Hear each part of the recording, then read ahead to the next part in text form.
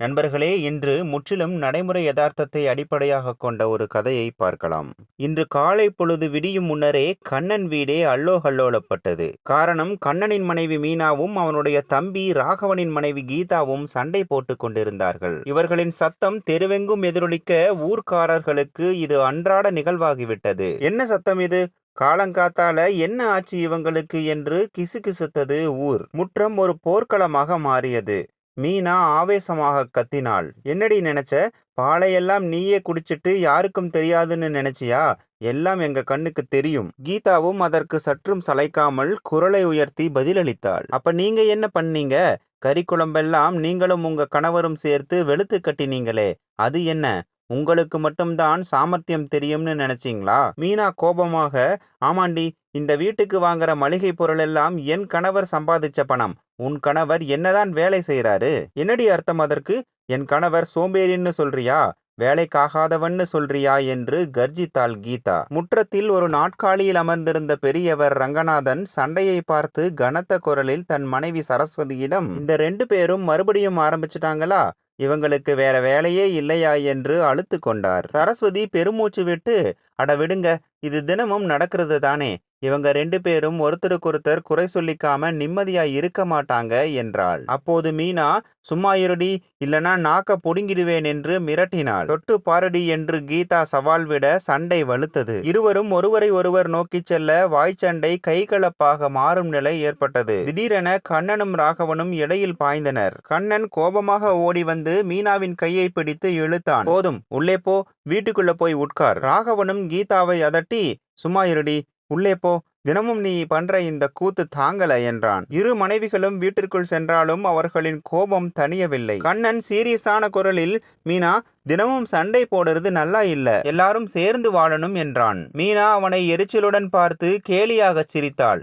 ஓஹோ, எனக்கு ஒன்னா வாழ கத்து கொடுக்குறியா? முதல்ல அந்த கீதா உன்னை பத்தி என்னவெல்லாம் பேசினாள்னு தெரிஞ்சுக்கோ. கண்ணன் அதிர்ந்து, என்ன சொன்னா என்றான். மீனா நாடகத்தனமாக, என்னத்த சொல்லல, வீட்ல இருக்கிற எல்லா மளிகை பொருளையும் நீங்களே தின்னு தீர்த்திடுறீங்க, ஒரு வேளையும் செய்ய மாட்டேங்க, சும்மா உட்கார்ந்து திங்கிறங்கன்னு சொன்னாள் என்றாள். கண்ணனின் முகம் சிவந்து போனது. அவளுக்கு அவ்வளவு தைரியமா? பெரியவங்க சின்னவங்கன்னு மரியாதை இல்லையா என்று சொல்ல, ஆமா வேறென்ன, இந்த தினமும் நடக்கிற சண்டையை விட பிரிஞ்சு போறதுதான் நல்லது, அவரவர் இஷ்டத்துக்கு வாழ்ந்துக்கலாம் என்று சொல்லிக்கொண்டே மீனாவின் முகத்தில் ஒரு குரூர புன்னகை படர்ந்தது. அதே சமயம் ராகவனும் கோபமாக கீதாவை திட்டினான். இந்த சண்டையை தொடர வேண்டாம்னு உனக்கு எத்தனை தடவை சொல்லியிருக்கேன், ஏன் ஒவ்வொரு தடவையும் இப்படி ஒரு பிரச்சனை கிளப்புற? கீதா பெருமூச்சு விட்டாள். ஆமாம் ஆமாம், நான் பேசினால் தப்பு. உங்க அண்ணி என்னை அசிங்கப்படுத்தினா ஒண்ணுமில்லையா? நீங்க தினமும் அண்ணன் அண்ணின்னு கும்பிட்டுட்டு இருக்கீங்க. அவ என்ன சொன்னாள் தெரியுமா? உன்னை சோம்பேறி, வீணா போனவன், புறம்போக்குன்னு என்னென்னவோ எல்லாம் சொன்னாள். நான் முடிவு பண்ணிட்டேன், இனி அண்ணி கூட ஒரே சமையலறையில் சமைக்க மாட்டேன் என்றாள். ராகவனின் கண்கள் கோபத்தால் விரிந்தன. அண்ணி அப்படி சொன்னாளா என்று கேட்க, உங்களுக்கு நம்பிக்கை இல்லைனா நீங்களே போய் கேட்டுக்கோங்க என்றாள். இப்போது இரு சகோதரர்களுக்கும் கோபம் தலைக்கேறியது. இருவரும் கோபத்துடன் முற்றத்திற்கு வந்தனர். பின்னால் இரு மனைவிகளும் வந்தனர். இப்போது சண்டை வெறும் மருமகள்கள் சண்டை மட்டுமல்ல, இரு சகோதரர்களுக்கும் இடையில் மோதல் தொடங்கியது. கண்ணன் கர்ஜித்தான். டே ராகவா, உன் மனைவியை சமாதானப்படுத்து. என் மனைவி மீனாவை அவள் பேசியதற்கு மன்னிப்பு கேட்கணும். ராகவன் திரும்பி பதிலளித்தான். ஏன் அண்ணா, சண்டையை அண்ணிதான் ஆரம்பிச்சாங்க, அப்புறம் ஏன் கீதா மன்னிப்பு கேட்கணும்? அவங்க என்னவெல்லாம் பேசலன்னு கேளுங்க. ஓஹோ, உன் மனைவி எங்க மேல இவ்வளவு வெறுப்பை வளர்த்துட்டாங்களா?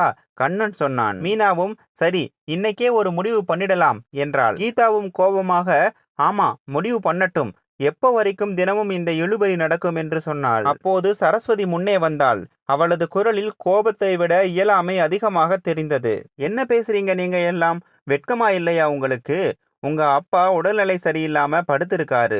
குறைந்தபட்சம் அவருடைய உடல்நிலையை பத்தியாவது யோசிச்சிருக்கலாம். ஒரு சிறிதும் வெட்கமோ மரியாதையோ மிச்சமில்லையா? ஊர்க்காரங்க என்ன சொல்லுவாங்க? ஒரே வீட்ல இருக்கீங்க, இப்படி சண்டை போடுறீங்க. கண்ணன் கோபமாக கையை உயர்த்தினான்.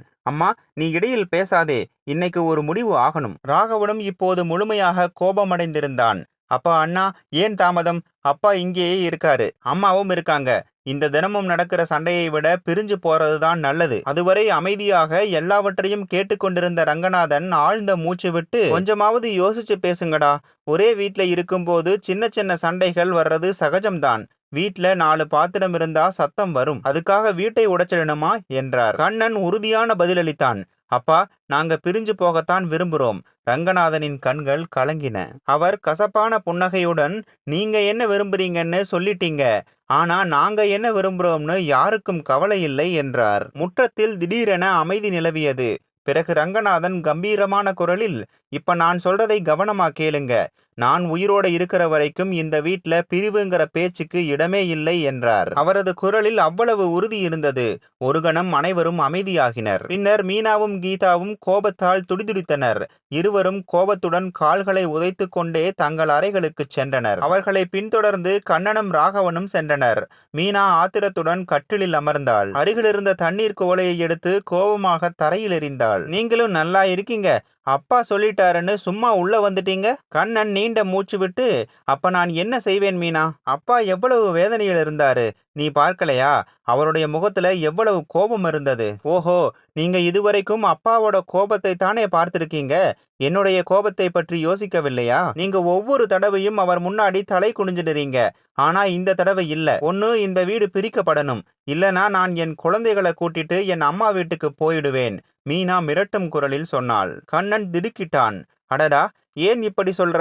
நான் ஏதாவது செய்கிறேன். மறுபுறம் கீதாவின் முகமும் கோபத்தால் சிவந்திருந்தது. அவள் தலையிலிருந்து சேலை தலைப்பை எடுத்து எரிந்துவிட்டு படுக்கையில் அமர்ந்தாள். ராகவன் கதவை மூடிக்கொண்டே, இப்ப மறுபடியும் ஆரம்பிச்சிடாதே கீதா, அப்பா பிரிவு நடக்காதுன்னு சொல்லிட்டார் இல்லையா? கீதா கோபமாக, இந்த வீட்ல எனக்கு எந்த மரியாதையும் இல்லையா? நான் எப்பவும் உங்க அண்ணியோட ஏளன பேச்ச கேட்டுக்கிட்டு இருக்கணுமா? போதும் போதும், இந்த வீடு பிரிக்கப்படுற வரைக்கும் நான் ஒரு பருக்கை சாதம் கூட வாயில போட மாட்டேன். ராகவன் திகைத்து போனான். என்ன பண்ற கீதா? பண்ண வேண்டியதுதான், கீதா உறுதியாக சொன்னாள். ஒன்னு இந்த வீடு பிரிக்கப்படும், இல்லனா நான் பட்டினி கிடந்து சாவேன். இரவு நேரம் ஆகிவிட்டது. ஆனால் வீடு முழுவதும் பதற்றம் இன்னும் எதிரொலித்துக் கொண்டிருந்தது. கண்ணனும் ராகவனும் இப்போது திகைப்பில் இருந்தனர்.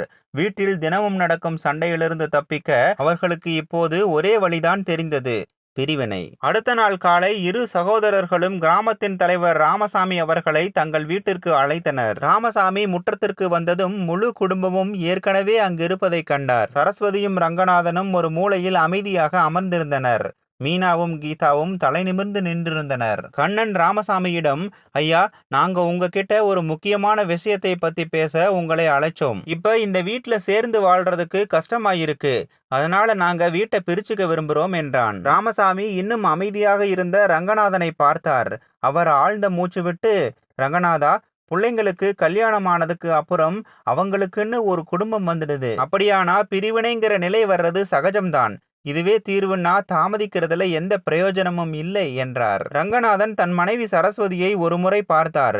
அவளுடைய கண்கள் கண்ணீர் ததும்பின. அவர் ஆழ்ந்த குரலில், இதுவே என் பிள்ளைகளோட சந்தோஷம்னா சரி, வீட்டை 2 பங்கா பிரிச்சிடுங்க என்றார். அடுத்த நாள் கிராம பஞ்சாயத்து கூடியது.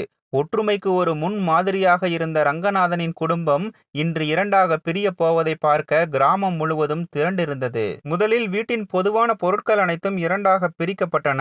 சமையலறை பாத்திரங்கள் முதல் தானியங்கள் வரை எல்லாவற்றிற்கும் கணக்கு போடப்பட்டது. பிறகு இரு மருமகள்களும் தங்கள் வரதட்சணையாக வந்த மரச்சாமான்களை அவரவர் பங்கில் எடுத்துக்கொண்டனர். வீட்டின் கோவிலில் இருந்த சாமி சிலைகள் கூட இரு மருமகள்களாலும் பிரித்து கொள்ளப்பட்டன. பின்னர் எந்த நிலம் யாருக்கு வரும் என்பதும் தீர்மானிக்கப்பட்டது. வீட்டின் முற்றத்தின் நடுவில் ஒரு கோடு வரையப்பட்டது. அது இப்போது இரு சகோதரர்களின் எல்லைகளை தீர்மானித்தது. கடை மற்றும் வயல்களும் சமமாக பிரிக்கப்பட்டன. இப்போது எல்லாம் பிரிக்கப்பட்டு விட்டன. அப்போது ராமசாமி கம்பீரமான குரலில், எல்லாம் பிரிச்சிட்டீங்க, ஆனா ஒரு கேள்வி, உங்க அப்பா அம்மாவுக்கு என்ன? அவங்கள யார் வச்சுக்குவாங்க? சின்ன மகன் ராகவனா இல்ல பெரிய மகன் கண்ணனா? இந்த வீடு, இந்த சாமான்கள், இந்த நிலம் எல்லாம் அவங்களால் வந்தது தானே. அவங்க எங்கே இருப்பாங்க? ஏதாவது யோசிச்சீங்களா? முழு முற்றத்திலும் அமைதி நிலவியது. கண்ணனும் ராகவனும் ஒருவரை ஒருவர் பார்த்து கொண்டனர். மீனாவும் கீதாவும் வெற்றி மகிழ்ச்சியில் இருந்தவர்கள் இப்போது ஒருவரை ஒருவர் பார்த்தனர். அப்போது மீனா இருமி சைகை செய்தாள். கண்ணன் தயக்கத்துடன், அடடா பாருங்க, நான் பெரியவன்தான், ஆனா சமமான பிரிவினை தான் நடந்திருக்கு. அப்ப அப்பா அம்மாவோட பொறுப்பும் சமமா இருக்கணும் என்றான். அப்போது ராமசாமியுடன் நின்றிருந்த ஒரு பெரியவர், ஆனா கண்ணன், நீ பெரிய மகன், அப்பா அம்மாவை உன் கூட வச்சுக்கிறது தான் உன்னோட முதல் கடமை என்றார். அதுவரை அமைதியாக இருந்த மீனா கூர்மையான குரலில், சரி, அப்போ ஒன்னு பண்ணுங்க, அப்பா அம்மாவையும் ஒரு பங்கா எடுத்துக்கோங்க, அப்புறம் நாங்க அவங்கள எங்க கூட வச்சுப்போம் என்றாள். கீதா உடனடியாக பதிலளித்தாள். அது எப்படி? இது சரியில்ல. ஒரு வேலை செய்வோம். அம்மாவை நாங்க எங்க கூட வச்சுக்கிறோம். அப்பாவை அண்ணன் அண்ணி வீட்டுல வச்சுக்கலாம். இதை கேட்டு பஞ்சாயத்தில் நின்றிருந்த சிலர் கிசுகிசுக்க தொடங்கினர். ஆனால் கண்ணனும் ராகவனும் இந்த முடிவுக்கு ஒப்புதல் அளித்தனர். கேட்காமலேயே அவர்களின் பெற்றோரின் தலைவிதி தீர்மானிக்கப்பட்டது. ரங்கநாதனும் சரஸ்வதியும் ஒரு மூலையில் நின்று எல்லாவற்றையும் கேட்டுக்கொண்டிருந்தனர். இன்று அவர்களது சொந்த மகன்களே அவர்களை பிரித்து விட்டனர். ஒரு பொருள் போல. ரங்கநாதனின் கண்கள் கலங்கின. ஆனால் அவர் எதுவும் சொல்லவில்லை. ராமசாமி கனத்த மனத்துடன் தலையசைத்தார். சரி, நீங்கள் அனைவரும் இதை விரும்பினால் இதுவே சரி. பஞ்சாயத்து முடிந்தது. கிராம மக்கள் மெதுவாக அங்கிருந்து செல்லத் தொடங்கினர். ஒரு காலத்தில் மகிழ்ச்சியால் நிறைந்திருந்த அந்த முற்றம் இன்று ஒரு விசித்திரமான வெறுமையால் நிறைந்திருந்தது. முற்றத்தின் நடுவில் 2 வயதான நிழல்கள் மட்டும் அமர்ந்திருந்தன. அது ரங்கநாதனும் சரஸ்வதியும். ரங்கநாதன் ஒரு நீண்ட பெருமூச்சு விட்டு வானத்தை பார்த்தார். இன்று முதல் முறையாக அவருக்கு தன் சொந்த வீடு அந்நியமாக தோன்றியது. அப்போது ஒரு கர்ஜனை ஒலித்தது. அம்மா, வாங்க உள்ள. இப்ப நீங்க எங்கள் பக்கம். இது இளைய மருமகள் கீதா. அப்போது மீனாவும் வந்தாள். அவள் சற்றும் இகழும் குரலில், அப்பா, நீங்க எங்கள் கூட வாங்க என்றாள். ரங்கநாதன் மெதுவாக, இல்ல, நாங்க 2 பேரும் தனித்தனியா இருக்க மாட்டோம் என்றார். மீனா உடனடியாக தன் கணவனை பார்த்து கேலியாக, பாக்குறீங்களா, வயசாயிடுச்சு, ஆனா இன்னும் சேர்ந்து வாழும் ஆசை போகல என்றாள். ரங்கநாதன் கண்களை மூடிக்கொண்டார். பிறகு மெதுவாக ஆனால் உறுதியான குரலில், மருமகளே, முதுமையில தான் கணவனும் மனைவியும் ஒருத்தருக்கொருத்தர் ரொம்பவும் தேவைப்படுவாங்க. கைகள் நடுங்கும் போதும் கால்கள் தளர்ந்து போகும் போதும் ஒருத்தருக்கொருத்தர் இருக்கிற ஆதரவு தான் வாழ்க்கையோட கடைசி ஆதரவா இருக்கும். என் உடல்நிலை இப்ப நல்லா இல்ல. இந்த நிலைமையில சரஸ்வதியோட ஆதரவு தான் எனக்கு என்றார். அதுவரை அமைதியாக இருந்த கண்ணன் எரிச்சலுடன், இவ்வளவு விலைவாசி ஏத்தத்துல 2 பேரை ஒன்னா வச்சுக்கிட்டு நாங்க எங்கள் தோள்கள்ல அதிக சுமையை போட்டுக்க முடியாது. நாங்க உங்களை கவனிச்சுப்போம். எப்படியும் வீடு ஒண்ணுதானே என்றான். சரஸ்வதியின் கண்களில் ஒரு வழி தெரிந்தது. என்ன, அப்பா அம்மா இப்ப உங்களுக்கு சுமையாகி விட்டோமா? பிறகு அவள் ஒரு நீண்ட மூச்சு விட்டாள். தன் சேலை தலைப்பால் கண்களை துடைத்து கொண்டே, சரி, தலைவிதிக்கு இதுவே சம்மதம்னா அதுவே இருக்கட்டும். ஆனா இப்ப என் கட்டிலையும் உங்க அப்பாவோட கட்டிலையும் முற்றத்திலேயே போடுங்க என்றாள். அம்மா, நான் உங்கள் கட்டிலை போட்டுடுறேன். ஆனா அப்பாவோட கட்டிலை அண்ணிதான் போடணும் என்று வெட்கமில்லாமல் சொல்லிக்கொண்டே கீதா கட்டிலை போட்டாள். அப்போது முகம் சுளித்து கொண்டே மீனாவும் ஒரு கட்டிலை எடுத்து முற்றத்தில் போட்டாள். அடுத்த நாள் காலை சூரியனின் முதல் கதிர்கள் முற்றத்தில் பரவின. பறவைகளின் கீச்சொலிகள் எதிரொலித்தன. சரஸ்வதி வேலை செய்து கொண்டிருந்தாள். கீதா காலை நேரத்திலேயே அவளிடம் காய்கறிகளை வெட்ட கொடுத்திருந்தாள். ஆனால் நேற்றைய நிகழ்வுகள் ரங்கநாதனின் இதயத்தில் கலக்கத்தை ஏற்படுத்தின. இருவரும் அமைதியாக இருந்தனர். அப்போது அவர்களின் 2 பேரன்களான குட்டியும் அப்புவும் முற்றத்தில் விளையாடத் தொடங்கினர். அப்பாவி குழந்தைகளுக்கு பிரிவு என்றால் என்னவென்று தெரியாது. அவர்களுக்கு விளையாடுவதில் தான் ஆர்வம் இருந்தது. அவர்கள் முன்பு போல கலகலவென சிரித்து கொண்டிருந்தனர். சில சமயங்களில் பந்தை உதைத்து விளையாடத் தொடங்குவார்கள். சில சமயங்களில் ஒருவரை ஒருவர் கட்டிப்பிடித்து முற்றத்தில் சுற்றி திரிவார்கள். ஆனால் அதே நேரத்தில் திடீரென்று மீனா கோபத்துடன் வெளியே வந்தாள். குட்டி, இவன் கூட விளையாடாதேன்னு உனக்கு சொன்னேனா இல்லையா? குழந்தைகள் பயந்து போயினர். குட்டி அப்பாவித்தனமாக அம்மாவை பார்த்தான். ஆனா அம்மா, அப்பு என் அண்ணன் என்றான். அண்ணன்? அண்ணன் இல்ல, இப்ப இவன் வெறும் பக்கத்து வீட்டுக்காரன் என்று மீனா கத்தினாள். மேலும் கோபமாக தன் மகன் குட்டியை இழுத்து தனியாக பிரித்தாள். என்ன நடக்கிறது என்று புரியாத அப்பு அழத் தொடங்கினான்.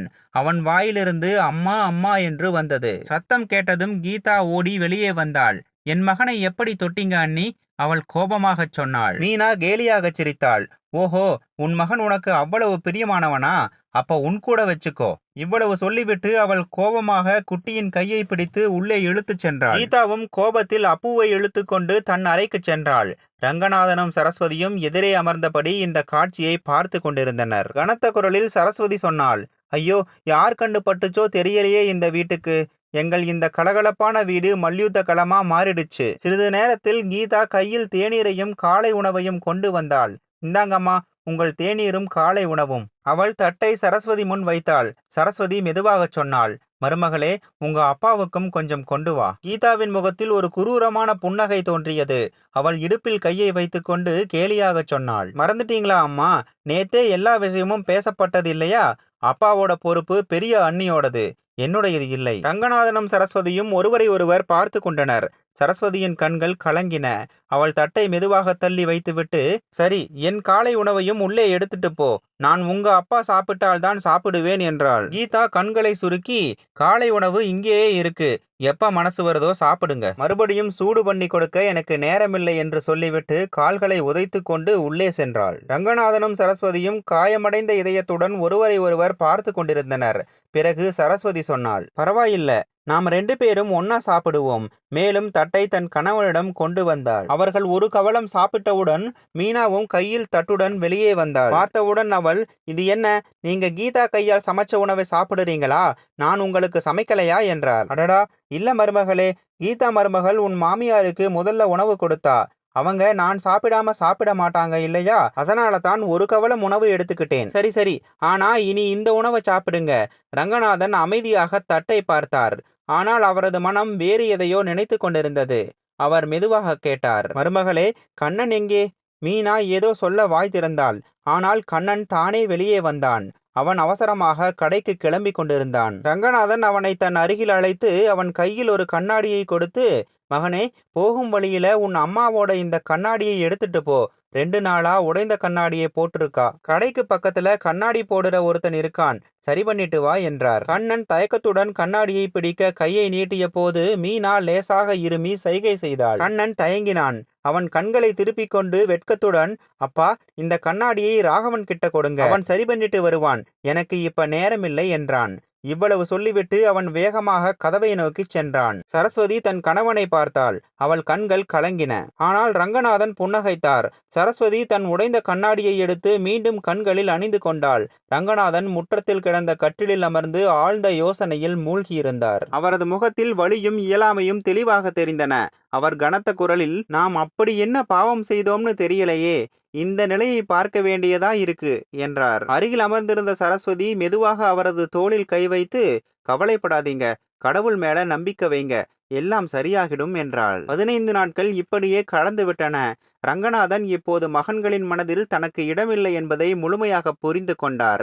தினமும் ஏதோ ஒன்று நடந்து அவரது மனதை உடைத்து கொண்டே இருந்தது. நிலைமை என்னவென்றால், தந்தையின் உடல்நிலை சரியில்லாமல் போனாலோ அல்லது மருந்து தீர்ந்து விட்டாலோ சின்ன மகன் மருமகளும் மருந்து கூட கொண்டு வந்து கொடுக்க மாட்டார்கள். மேலும் தாய்க்கு ஏதேனும் பிரச்சனை இருந்தால் பெரிய மகன் மருமகளும் முகத்தை திருப்பிக் கொள்வார்கள். ஆனால் இன்று ரங்கநாதன் தீர்மானித்து விட்டார், இனிமேல் வேண்டாம். அவர் காலையிலேயே 2 மகன்களையும் மருமகள்களையும் முற்றத்திற்கு அழைத்தார். கண்ணன், ராகவா, நாங்க உங்கள்கிட்ட ஒரு முக்கியமான விஷயத்தை பத்தி பேசணும். கண்ணனும் ராகவனும் ஒருவரை ஒருவர் பார்த்தனர். மீனாவும் கீதாவும் வந்து நின்றனர். ரங்கநாதன் ஒரு ஆழ்ந்த மூச்சு விட்டு நேரடியாக சொன்னார், போதும், நானும் சரஸ்வதியும் தனித்தனியா இருக்க முடியாது. நாங்க முடிவு பண்ணிட்டோம். நாங்க எப்பவும் ஒன்னா இருப்போம். ராகவன் திடுக்கிட்டான். அப்பா, இது என்ன பேச்சு? வீடு ஒண்ணுதானே, சாப்பாடு தானே தனித்தனியா சமைக்கப்படுகிறது. ரங்கநாதன் கசப்பான குரலில் சொன்னார், வீடு ஒண்ணுதான்ப்பா, ஆனா நீங்க அதை 2 பங்கா பிரிச்சிட்டீங்க. கண்ணன் சமாளிக்க முயன்றான். அடாப்பா, ஏன் இப்படி சொல்றீங்க? உங்களுக்கு எங்காவது ஏதாவது சிரமம் இருக்கா? ரங்கநாதன் லேசாக சிரித்தார். ஆனால் அந்த சிரிப்பில் ஒரு வலி இருந்தது. சிரமமா? நீங்க எங்களுக்கு என்ன சுகம் கொடுத்தீங்கன்னு கேளுங்க.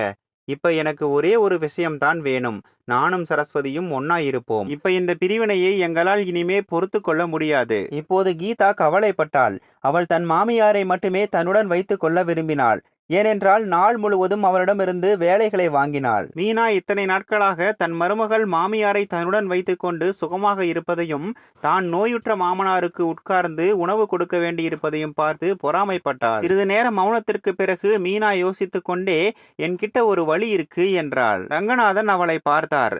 நீங்களும் அம்மாவும் ஒன்னா இருக்கலாம், ஆனா மாறி மாறி. ரங்கநாதன் திடுக்கிட்டார். அதாவது, மீனா விளக்க தொடங்கினாள். அதாவது, 1 மாசம் நீங்க ராகவன் வீட்ல இருப்பீங்க, 1 மாசம் எங்க வீட்ல. இந்த வழியில நீங்க 2 பேரும் ஒன்னா இருப்பீங்க. மேலும் யாருக்கும் அதிக சுமை இருக்காது. ரங்கநாதன் திகைத்து போனார். அவர் திகைப்புடன் தன் மகன்களை பார்த்தார். அப்ப நாங்க ஒரு பொருளாகிட்டோமா? 1 மாசம் ஒரு வீட்ல வச்சுட்டு அப்புறம் இன்னொரு வீட்டுக்கு அனுப்ப? சரஸ்வதியின் கண்களும் கலங்கின. இருப்பினும் மகன்களும் மருமகள்களும் முடிவு செய்துவிட்டனர். ரங்கநாதனின் மற்றும் சரஸ்வதியின் வாழ்க்கை பிரிக்கப்பட்டு விட்டது. இந்த மாதம் அவர்கள் மூத்த மகன் கண்ணன் மற்றும் மருமகள் மீனாவுடன் வாழ வேண்டும். ஆனால் அவர்களின் துன்பங்கள் இன்னும் குறையவில்லை. ஏனெனில் மீனா சமைக்கும் வேலையை மட்டுமே செய்தாள். மீதமுள்ள அனைத்து வேலைகளையும் சரஸ்வதியிடமிருந்தே வாங்கினாள். நாள் முழுவதும் வேலை செய்து சோர்வடைந்தாள். இதை பார்த்து ரங்கநாதனுக்கு சுத்தமாக பிடிக்கவில்லை. ஆனால் சரஸ்வதி அவரிடம் எதுவும் சொல்ல வேண்டாம் என்று தடுத்து விட்டாள். நாட்கள் இப்படியே கடந்தன. இன்று கண்ணனும் மீனாவும் தங்கள் குழந்தைகளை அழைத்து கொண்டு வெளியே சாப்பிடச் சென்றிருந்தனர். ஆனால் வீட்டிலுள்ள வயதான தாய் தந்தைக்கு சமைத்து வைக்க யாரும் நினைவில் கொள்ளவில்லை. ரங்கநாதனும் சரஸ்வதியும் முற்றத்தில் அமர்ந்து தங்கள் மகன் மருமகளுக்காக காத்திருந்தனர். ஆனால் அவர்கள் இன்னும் வரவில்லை. சில சமயங்களில் சரஸ்வதி தானே எழுந்து சமையலறையில் ஏதாவது சமைத்துக் கொள்வார். ஆனால் இன்று உடல்நிலை சரியில்லை. கடைசியில் தைரியத்தை வரவழைத்துக் கொண்டு சரஸ்வதி கீதாவின் அறை நோக்கி சென்றாள். மருமகளே என்று அவர் அழைத்தார். கீதா தொலைபேசியில் மும்முரமாக இருந்தாள்.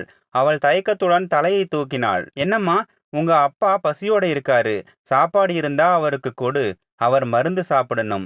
என் உடல்நிலை சரியில்லை. மேலும் பெரிய மருமகள் எப்போ வருவாளோ தெரியல. கீதா எந்தவித உணர்ச்சியையும் காட்டாமல், அம்மா சாப்பாடு தீர்ந்து போச்சு, இப்ப எதுவும் இல்லை என்று பதிலளித்தாள். சரஸ்வதி கீதா எழுந்து கொஞ்சம் சாப்பாடு கொடுப்பார் என்று எதிர்பார்த்தார். ஆனால் அவள் மீண்டும் தனது தொலைபேசியில் மும்முரமாகிவிட்டாள். சரஸ்வதி அமைதியாக சென்று அமர்ந்தாள். பிறகு தானே எழுந்து கொஞ்சம் பாலை சூடாக்கி ரங்கநாதனுக்கு அதனுடன் மருந்து கொடுத்தாள். அவள் தானே பசியுடன் உறங்கினாள். இரவில் மீனாவும் கண்ணனும் வீட்டிற்கு திரும்பும் வரை அவர்கள் இருவரும் உறங்கிவிட்டிருந்தனர். ஒரு மாதத்தை கடப்பது மிகவும் கடினமாக இருந்தது. பிறகு அவர்கள் இளைய மகன் மருமகளின் வீட்டிற்கு வந்தனர். இங்கேயும் இருவரின் நிலைமை அவ்வளவு நன்றாக இல்லை. வெறுப்புடன் அவர்கள் நாட்கள் கழித்து கொண்டிருந்தனர். ஒரு நாள் இரவு சரஸ்வதியின் உடல்நிலை திடீரென்று மோசமடைந்தது. அவருக்கு சுவாசிப்பதில் சிரமம் ஏற்பட்டது.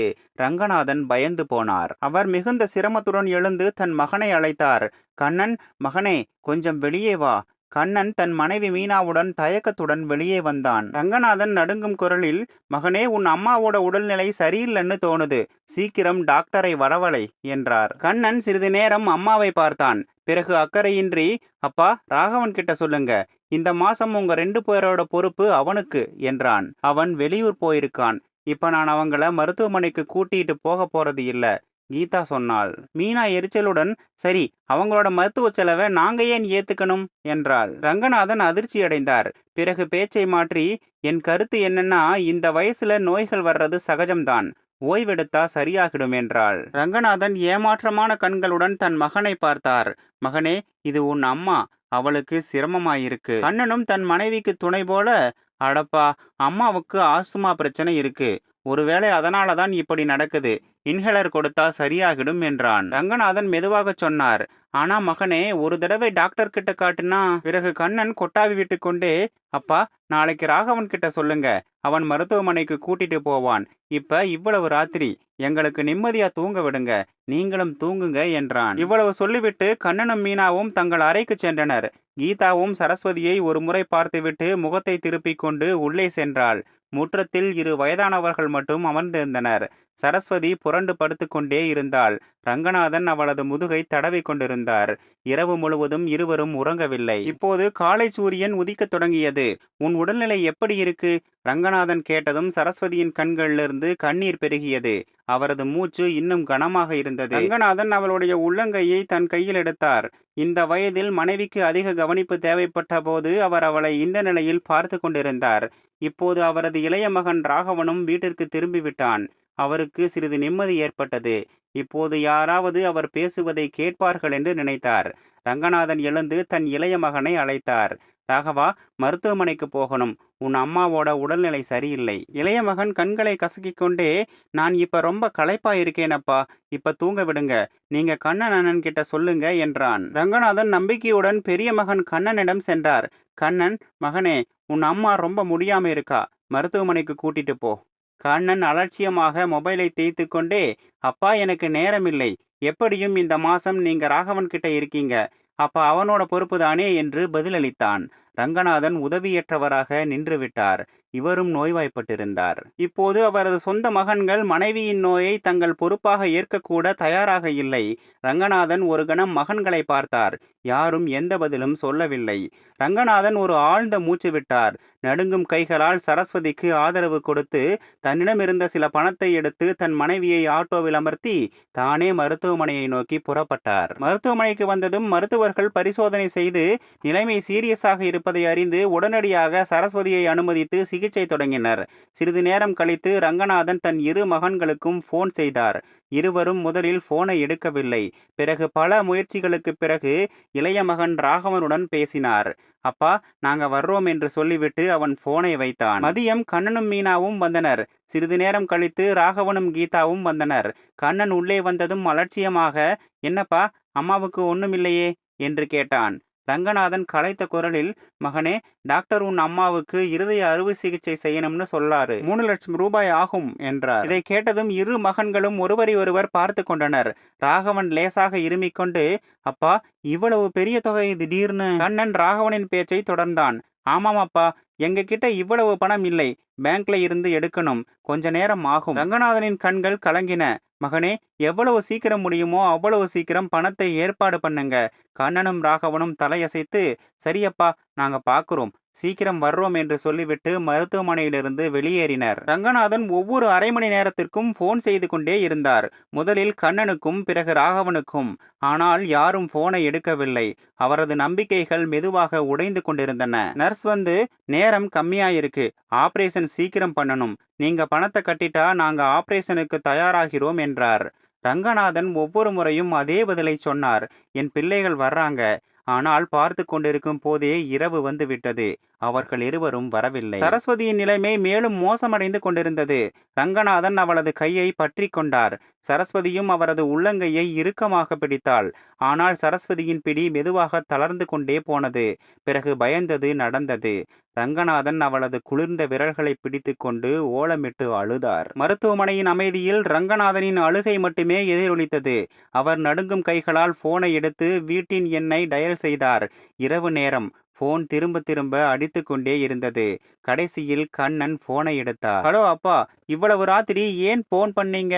ரங்கநாதனின் குரல் தொண்டையில் அடைத்து கொண்டது. மகனே, உன் அம்மா இனி இல்ல. இவ்வளவு சொல்லிவிட்டு அவர் ஓலமிட்டு அழுதார். கண்ணன் ஒரு கணம் அதிர்ந்து போனான். என்ன? ஆனா நாங்க நாளைக்குத்தானே வரவிருந்தோம் என்று அவன் சொன்னான். ரங்கநாதனின் அழுகை நிற்கவில்லை. அடுத்த நாள் காலை சரஸ்வதியின் இறுதிச் சடங்குகள் நடத்தப்பட்டன. ரங்கநாதன் கல் போல உறைந்து நின்று கொண்டிருந்தார். மகன்களும் மருமகள்களும் தலைகுனிந்து அமைதியாகவும் உணர்ச்சியற்றும் நின்றனர். சிதை எரிந்து கொண்டிருந்தது. தீப்பிழம்புகள் வானத்தை நோக்கி உயர்ந்து கொண்டிருந்தன. கடைசியில் சரஸ்வதி இந்த உலகத்திலிருந்து விடைபெற்றார். வீட்டிற்கு திரும்பும் போது ரங்கநாதனின் கால்கள் தடுமாறின. அவர் வீட்டின் வாசலில் அடியெடுத்து வைத்தார். ஆனால் இப்போது அந்த வீடு அவருக்கு சொந்தமானதாக தெரியவில்லை. அவரது கண்கள் சரஸ்வதி அமர்ந்திருந்த கட்டிலின் இடத்தை பார்த்தன. இப்போது அங்கே வெறும் ஒரு வெற்று இடம் இருந்தது. ரங்கநாதன் அங்கேயே அமர்ந்தார். தனிமையில் தொலைந்து போய் அவர் இந்த உலகில் தனியாக விடப்பட்டிருந்தார். முற்றிலும் தனியாக. காலம் அதன் வேகத்தில் நகரத் தொடங்கியது. 2 மாதங்கள் கடந்து விட்டன. இப்போது மகன்களும் மருமகள்களும் தங்கள் வாழ்க்கையில் பிஸியாகிவிட்டனர். வீட்டின் ஒவ்வொரு மூலையிலும் சரஸ்வதியின் நினைவுகள் நிறைந்திருந்தன. சில சமயங்களில் அவர் சமையல் அறையிலிருந்து குரல் கொடுப்பது போலவும், சில சமயங்களில் தேநீர் கொண்டு வருவது போலவும் தோன்றும். ஆனால் அவை வெறும் கற்பனையிலேயே நின்றுவிட்டன. இப்போது அவரது நலனை விசாரிப்பவர் யாருமில்லை. மெதுவாக மீனாவுக்கும் கீதாவுக்கும் ரங்கநாதன் சுமையாக தோன்றத் தொடங்கினர். ஒரு நாள் மீனா முணுமுணுத்து கொண்டே கண்ணனிடம், கேளுங்க, இப்ப அப்பா நாள் முழுக்க உடம்பு சரியில்லாம இருமிட்டு இருக்காரு, வேலை ஒன்னும் செய்யல, வெறும் சுமையா உட்கார்ந்துட்டு இருக்காரு என்றார். கண்ணன் கண்களை திருப்பிக் கொண்டே, அப்ப நான் என்ன செய்வேன்? ராகவன் கிட்ட இருந்தப்போ அவனுக்கும் கஷ்டமா இருந்துச்சு, இப்ப எங்க கிட்ட இருக்காருன்னு உனக்கு சங்கடமா இருக்கு. அடடா, ஏதாவது ஒரு தீர்வை கண்டுபிடிக்கணும் இல்லையா என்றான். கீதாவும் பேச்சை குறுக்கிட்டு, சரியாக சொல்றீங்க அண்ணி, அம்மா இருந்தப்போ குறைந்தபட்சம் வீட்டு வேலைகள்ல உதவியாவது பண்ணாங்க. ஆனா இப்ப வெறும் ஒரு உடம்புக்கு முடியாம இருக்கிற மனுஷனுக்கு சேவை செய்யணும் என்றாள். மீனா கண்களை திருப்பிக் கொண்டு, அப்ப இதுக்கு ஒரே தீர்வு அப்பாவை முதியோர் இல்லத்துக்கு அனுப்புறதுதான். அங்கே அவரை போல வேறு சிலரும் இருப்பாங்க. குறைந்தபட்சம் இங்க இருக்கிறதை விட அங்க நல்ல கவனிப்பு இருக்கும் என்றாள். கண்ணனும் ராகவனும் ஒருவரை ஒருவர் பார்த்தனர். பிறகு கண்ணன், பேச்சு சரிதான், நாங்களும் எங்கள் வேலைகள்ல மூழ்கிடுறோம் என்றான். ரங்கநாதனுக்கு இந்த முடிவு பற்றி சொன்னபோது அவரது கண்கள் கலங்கின. கண்ணனும் ராகவனும் ரங்கநாதனை முதியோர் இல்லத்தில் விடுவதற்காக புறப்பட்டனர். வண்டி முன்னேற முன்னேற ரங்கநாதனின் கண்களில் கலக்கம் தெரிந்தது. அவர் ஜன்னல் வழியாக வெளியே பார்த்தார். பழக்கப்பட்ட பாதைகள் பின்னால் சென்று கொண்டிருந்தன. இலக்கு அந்நியமாக இருந்தது. சிறிது நேரம் கழித்து வண்டி ஒரு கட்டிடத்தின் முன் நின்றது. போர்டில் அமைதி முதியோர் இல்லம் என்று எழுதப்பட்டிருந்தது. ரங்கநாதனின் மனம் நொறுங்கியது. அவர் கண்களை உயர்த்தி நடுங்கும் குரலில் கேட்டார், மகனே, இப்ப நான் உங்களோட இருக்க மாட்டேனா? கண்ணன் தலையை குனிந்தான். ராகவன் தன்னை கட்டுப்படுத்தி கொண்டு, அப்பா, அங்க உங்களுக்கு நல்ல கவனிப்பு கிடைக்கும். உங்களைப் போல வேறு சில பெரியவர்களும் அங்க இருப்பாங்க என்றான். ரங்கநாதன் ஒரு பலவீனமான சிரிப்புடன் சிரித்தார். ஆனால் அவரது கண்கள் கலங்கின. அவர் பலவீனமான குரலில் கேட்டார், அங்க உங்க 2 பேர்ல யாராவது இருப்பாங்களா? அவரது இந்த கேள்வியை கேட்டு இரு மகன்களும் உள்ளுக்குள் அதிர்ந்தனர். ஆனால் அவர்கள் எந்த பதிலும் சொல்லவில்லை. உள்ளே சென்று ரங்கநாதன் கடைசியாக தன் மகன்களை பார்த்தார். பிறகு கனத்த மனதுடன், இனிமேல் என்னை இங்கிருந்து கூட்டிட்டு போக வராதீர்கள், நான் திரும்ப வரமாட்டேன் என்றார். சொல்லிவிட்டு அவர் தேம்பி தேம்பி அழுதார். கண்ணனும் ராகவனும் தலை குனிந்தனர். என்ன சொல்வது என்று அவர்களுக்கு புரியவில்லை. சிறிது நேரம் கழித்து இருவரும் அமைதியாக காரில் ஏறி அங்கிருந்து சென்று விட்டனர். இப்போது ரங்கநாதன் தனியாக விடப்பட்டார். மனைவியின் துணை பிரிந்தது. மகன்களும் முதியோர் இல்லத்தில் விட்டுவிட்டனர். குடும்பம் என்ற பெயரில் இப்போது அவருக்கு நினைவுகள் மட்டுமே மிஞ்சி இருந்தன. ஆரம்பத்தில் ரங்கநாதனுக்கு எதுவும் நன்றாக இல்லை. எல்லாம் அந்நியமாக இருந்தது. ஒவ்வொரு முகமும் புதிதாக இருந்தது. ஆனால் கண்ணீர் விடுவதால் எதுவும் மாறாது என்பதை அவர் அறிந்திருந்தார். பிறகு மனதை தேற்றிக் கொண்டார். குறைந்தபட்சம் இங்கு எந்த மருமகளும் அவரை குறை கூற மாட்டாள். இப்போது மகன்களும் அவரை சுமையாக நினைக்க மாட்டார்கள். மெதுவாக அவர் சக முதியவர்களுடன் நன்றாக உணரத் தொடங்கினார். அவரது உடல்நிலையும் மேம்பட தொடங்கியது. ஒவ்வொரு காலையும் அனைவருடனும் யோகா மற்றும் உடற்பயிற்சி செய்வது அவரது அன்றாட பழக்கமாகிவிட்டது. அவர் மீண்டும் சிரிக்க தொடங்கினார். வாழ்க்கையை வாழத் தொடங்கினார். இங்கே ரங்கநாதன் இல்லாமல் மருமகள்களின் மனதில் அமைதி நிலவியது. எந்த சேவையும் செய்ய தேவையில்லை. எந்த பொறுப்பையும் ஏற்க தேவையில்லை. கண்ணனும் ராகவனும் இப்போது முழுமையாக நிம்மதியாக இருந்தனர். ஆனால் ஒரு நாள், இது எப்படி சாத்தியம்? அப்பா நமக்கு இவ்வளவு பெரிய அநியாயம் எப்படி செய்ய முடியும்? கண்ணன் நீதிமன்ற உத்தரவை கையில் பிடித்து கொண்டு திகைத்த குரலில் கேட்டான். இதை கேட்டதும் ராகவன், மீனா மற்றும் கீதாவும் ஆச்சரியப்பட்டனர். என்ன நடந்தது? என்ன விஷயம்? மீனா கேட்டாள். நீதிமன்றத்திலிருந்து இந்த கட்டடத்தை காலி செய்ய உத்தரவு கிடைச்சிருக்கு. மேலும் நிலமும் இப்ப எங்களுடையது இல்ல. ஆனா அப்பா சொத்தை பிரிச்சுட்டாரே. எல்லா சொத்தையும் 2 பங்கா பிரிச்சுட்டாரு இல்லையா? அப்பா அவர் சொத்தை மறுபடியும் எழுதினாரா? என்ன, அப்பா உண்மையிலேயே தனது சொத்தை வேற யாருக்காவது எழுதிட்டாரா? ராகவன் தன் நெற்றியில் வியர்வையை துடைத்துக் கொண்டே கேட்டான். கண்ணன் ஆழ்ந்த மூச்சு விட்டு பதற்றமான குரலில், ஆமா, நீதிமன்ற உத்தரவுகள் வந்திருக்கு என்றான். அப்போது மீனா கோபமாக கத்தினாள். ஆனா அவர் ஏன் அப்படி செஞ்சாரு? நீங்க 2 பேரும் அவரோட சொந்த பிள்ளைங்க இல்லையா? கீதாவும் எரிச்சலுடன், ஆமா, மேலும் இது எல்லாம் யாருக்கு போச்சு என்றாள். வேறு வழி தெரியாமல் அனைவரும் முதியோர் இல்லத்திற்கு சென்று தந்தையை சந்திக்க முடிவு செய்தனர். ரங்கநாதன் தன் அறையில் அமர்ந்து செய்தித்தாள் படித்து கொண்டிருந்தார். கண்ணனும் ராகவனும் தங்கள் மனைவிகளுடன் உள்ளே வந்து அவரது கால்களை தொட்டனர். பிறகு உணர்ச்சி வசப்பட்ட குரலில், அப்பா, நாங்க உங்களை கூட்டிட்டு போக வந்தோம். இப்ப நீங்க எங்கள் கூட வாங்க என்றனர். ரங்கநாதன் ஒரு லேசான புன்னகையுடன் அவர்களை பார்த்து அமைதியான குரலில், இல்ல மகனே, இப்ப இதுதான் என் வீடு. நான் இங்கேயே சந்தோஷமாயிருக்கேன் என்றார். ரங்கநாதனின் அமைதியான முகத்தில் அசைக்க முடியாத நம்பிக்கை தெரிந்தது. அவரது கண்களில் இப்போது வலியோ புகாரோ இல்லை. இல்ல அப்பா, அது எங்கள் தப்பு. நாங்கள் எங்கள் தப்பை சரி பண்ண விரும்புகிறோம், கண்ணன் கெஞ்சினான். ராகவனும் கண்ணீரை துடைத்து கொண்டே, ஆமா அப்பா, நாங்க உங்களை இங்க தனியா விட முடியாது. இப்ப வாங்க எங்கள் கூட என்றான். ஆனால் ரங்கநாதன் உணர்ச்சியற்று, தனியாவா? அடடா, நான் முன்னாடிதான் தனியா இருந்தேன். இப்ப எனக்கு இங்க நிறைய நண்பர்கள் இருக்காங்க என்றார். கண்ணனும் ராகவனும் தலைகுனிந்து நின்றனர். பிறகு கண்ணன் தயக்கத்துடன் கேட்டான், ஆனா அப்பா, எங்களுக்கு ஒரு விஷயம் புரியல. உங்க சொத்தை எங்களுக்கு கொடுக்காம வேற யாருக்காவது ஏன் கொடுத்தீங்க? மீனாவும் கீதாவும் ஆச்சரியத்துடன், எங்களை பத்தி நினைக்கவே இல்லையே, நாங்க எங்கே போவோம்? மேலும் நீங்க எங்க பங்கை யாருக்கு கொடுத்தீங்க? அவர் யார் என்று கேட்டனர். ரங்கநாதன் ஒரு ஆழ்ந்த மூச்சு விட்டு மிகவும் நிதானமாக, உங்கள் பங்கு? நீங்கள் உங்கள் தாய் தந்தைக்கு எந்த கடமையையும் செய்யாத போது உரிமையை எப்படி எதிர்பார்க்க முடியும்? நான் ஏன் உங்களுக்கு எந்த பங்கையும் கொடுக்கணும்? நீங்கள் என்னை மற்றும் என் மனைவி மனைவியை பற்றி நினைக்காதப்போ நான் ஏன் உங்களை பத்தி நினைக்கணும் என்றார். அன்பானவர்கள் என்னை நிராகரித்த போது அறிமுகமில்லாதவர்களே என்னை ஏத்துக்கிட்டாங்க. அதனால தான் என்னோட முழு சொத்தையும் இந்த முதியோர் இல்லத்துக்கு நன்கொடையா வழங்கி இருக்கேன். என் சொந்த மகன்களே என்னை நிராகரிச்சப்போ எனக்கு ஆதரவு கொடுத்தது இந்த இடம்தான். இதை கேட்டதும் கண்ணனும் ராகவனும் அதிர்ந்து போனார்கள். அவர்களது கண்களிலிருந்து கண்ணீர் வழிந்தது. பிறகு மீனா, ஆனா அப்பா, நீங்க இது நல்லா பண்ணல, இது அப்பட்டமான அநியாயம் என்றாள். அதற்கு ரங்கநாதன், என்ன அநியாயம் மருமகளே? இப்பதான் நீதி கிடைச்சிருக்கு. என் மனைவிக்கும் எனக்கும் நீங்க செஞ்ச அத்தனை விஷயங்களுக்கும் பிறகும் நான் என்னோட சொத்தை முழுவதையும் உங்களுக்கு கொடுத்திருந்தா அப்பத்தான் அநியாயம் நடந்திருக்கும் என்றார். அப்பா, அப்படி செய்யாதீங்க, எங்களை மன்னிச்சிடுங்க.